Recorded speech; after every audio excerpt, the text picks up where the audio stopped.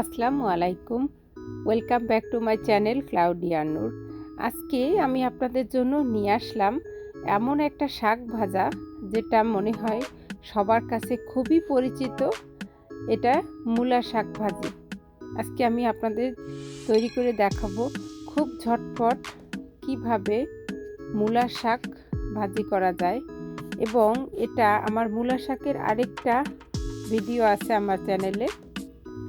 এই মূলা শাকটা আজকে ভাজি করব। এটা আমাদের একটা ভাবির বাসা দিয়ে গেছে।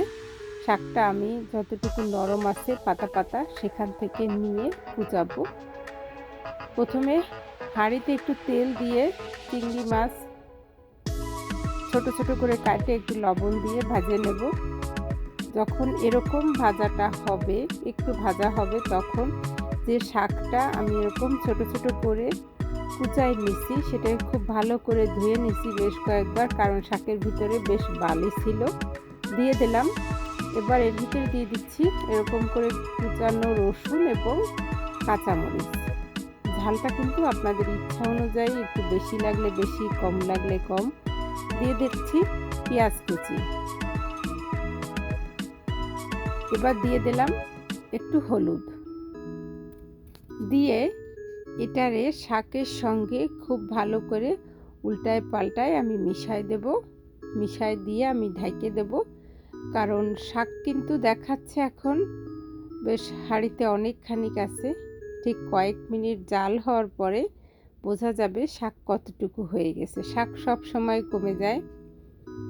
এই যে একটু ঢাকনা দিয়ে 4-5 মিনিট রান্না করার পরে এখন ঢাকনা খুলে দেখি শাকটা সিদ্ধও হয়ে গেছে খানিকটা, অনেক পানি বের হয়েছে, কারণ এটা টাটকা শাক। এই শাক রান্নায় আলাদা করে কোনো পানি দেওয়ার দরকার নেই। শাকটা সিদ্ধ হোক, পাশের চুলায় একটা বাগার তৈরি করে ফেলি। এরকম লম্বা করে রসুন কুচাই নিয়ে নিছি কতটুকু পেঁয়াজ তেলের ভিতর দিয়ে দিলাম।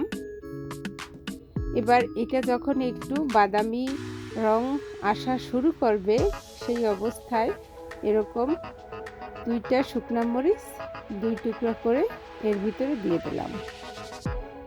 এবার যখন এরকম সোনালি রং, একটু পোড়া পোড়া ভাব হবে, যেন পুড়ে না যায় সেদিকে খেয়াল করা লাগবে। বাগারটা রেডি হয়ে গেল। পাশের চুলায় সেই বাগারের সমস্ত পেঁয়াজ রসুনের মিশ্রণটা দিয়ে দিলাম।